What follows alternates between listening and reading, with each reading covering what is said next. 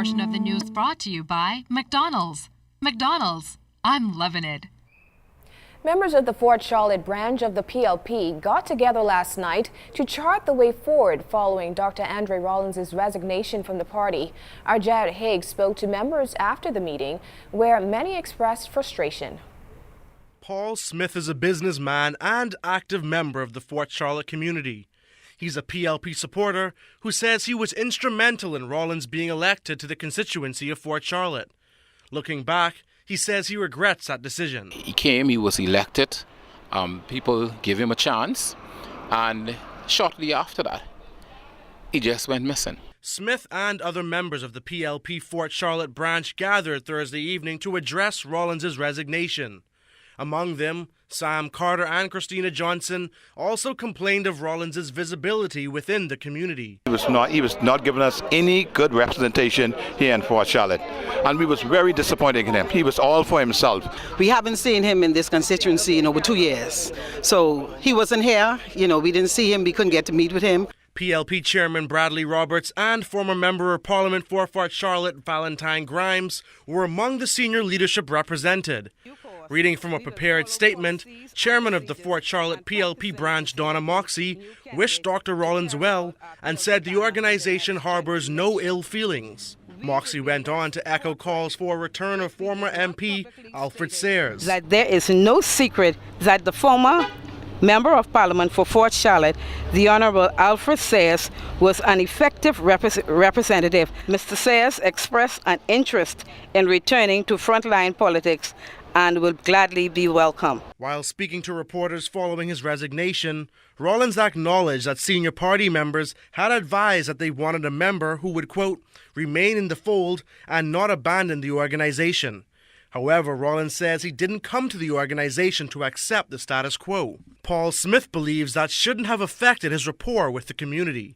Where he had internal problem at a higher level that I don't know anything about, the fact of the matter is, when it comes to the people in Fort Charlotte, he let down his people in Fort Charlotte. PLP Chairman Bradley Roberts also noted that the party awaits Dr. Rollins' formal resignation. Jared Higgs, ZNS Network News.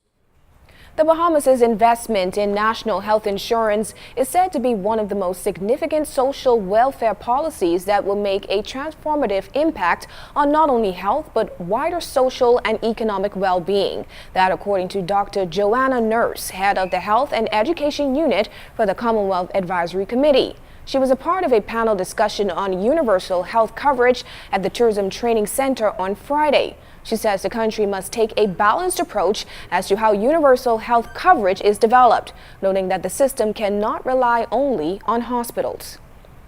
As we move forward into the future, one of the key challenges is ensuring the sustainability of good health into the future. So our big challenges are around sustainability of health services, as we have increased non-communicable diseases, but also ensuring protection of the population from emerging problems like Ebola, but also things like climate change. Minister of Health, the Honorable Dr. Perry Gomez, who also participated in the discussion, says the implementation of national health insurance will be to the betterment of the country. He says this is one of the most significant policy decisions a government can make, and with this third attempt, the country cannot afford to fail. The institution of the National Health Insurance Program and now universal health coverage completes the social protection that was envisioned by the formation and implementation of national insurance. From Inagua in the south to Bimini in the north, fly fishing remains a vibrant industry and has been in existence in the country for many years. During a press conference, agricultural officials highlighted the need to map out laws to better regulate the sector. LaDon Davis reports. It's a lucrative industry that has captured the attention of Bahamians and visitors alike. The simple method of fly fishing can be compared to a game of chance, especially when using a fly to reel in a pretty good catch. So to give an activity that can be done in salt or fresh water a major push, Minister of Agriculture and Marine Resources V. Alfred Gray says the government is now considering enforcing rules and regulations to govern the industry. Being conscious of the importance of this fishery to the Bahamian economy, the government has decided to cause legislation and regulation to be prepared, which regulation and legislation are intended to regulate this sector of the fishing industry. Recently, there have been reports about international and local bone fishing guides clashing over fly fishing in this country. The minister says that's why it's so important after all these years to enact the appropriate legislation. I expect that when the law is passed, those visitors who come to our shores to enjoy the fishing, the fly fishing industry by catch and release will respect the fact that they should not bring guides into the Bahamas to do what the Bahamian guides should be doing. On June 29th, the ministry will host a one-day seminar for all stakeholders across the country to chime in on ideas and suggestions that will be documented. I've instructed the Department of Fisheries to put on the Bahamas government website the intended draft. Meanwhile, Minister Gray says by the end of September, he expects to present the fly fishing bill to Parliament. LaDawn Davis, ZNS Network News. This portion of the news was brought to you by McDonald's. McDonald's, I'm loving it.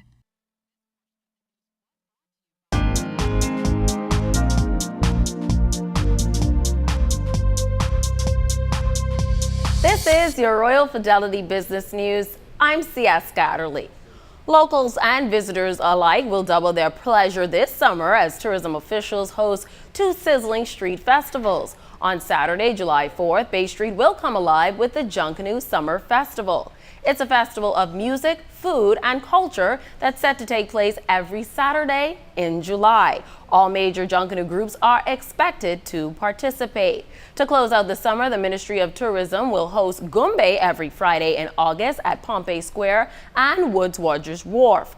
Officials say these events will also be held on several family islands. In other business news, Roy Lawyers, a minority-owned multi-practice litigation law firm in Deerfield Beach, Florida, has clients across 6 offices throughout Florida. Last week, they announced that Stephen G. Mellor, a Bahamian living in the U.S., has been selected to the Super Lawyers 2015 Florida Rising Stars list. Super Lawyers is a rating service of outstanding lawyers from more than 70 practice areas who have attained a high degree of peer recognition and professional achievement. The annual selections are made using a patented multi-phase process that includes a statewide survey of lawyers, an independent research evaluation of candidates, and peer reviews by practice area. And in international news, U.S. chocolate maker Hershey cut its sales growth forecast for the year, blaming weaker growth in China. The chocolate maker now estimates net sales will increase by 2.5 to 3.5% this year, down from its previous prediction of 4.5% to 5.5%. The company also announced plans to cut 300 jobs out of its total workforce of about 13,000. Hershey generates most of its chocolate sales in China in one-stop shops carrying a wide range of goods. This has been your Royal Fidelity Business News. I'm C.S. Scatterly.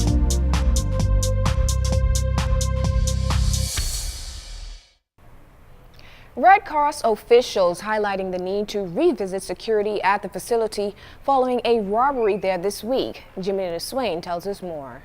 The Red Cross headquarters is a popular meeting place for clubs such as Toastmasters and Kiwanis. On Tuesday, a lone gunman walked through the auditorium doors and held a group of Toastmasters meeting there at bay. Red Cross Director General Caroline Turnquest said they now have to look at beefing up security following the incident. But we're looking at perhaps putting in security cameras. We're looking at reinforcing and probably changing the door to the auditorium that will, persons will have to buzz you in or, get up and open the door for you. So we're looking at a number of initiatives that will help us to secure the buildings. Turnquest said she was shocked to learn about the robbery. My reaction was one of great surprise and shock because of the fact that it has never happened. We've had a number of different persons, that rent the auditorium, whether it's for a wedding, funeral repast, meetings, book signings, etc. But we've never had an incident, and so this was totally out of the norm for us.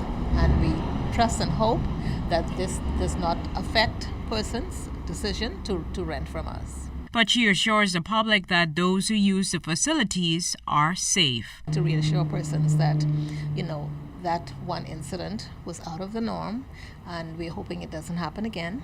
But nonetheless, I think there's safety in numbers, and there's normally a large group here. It just happens that night there were only a few people.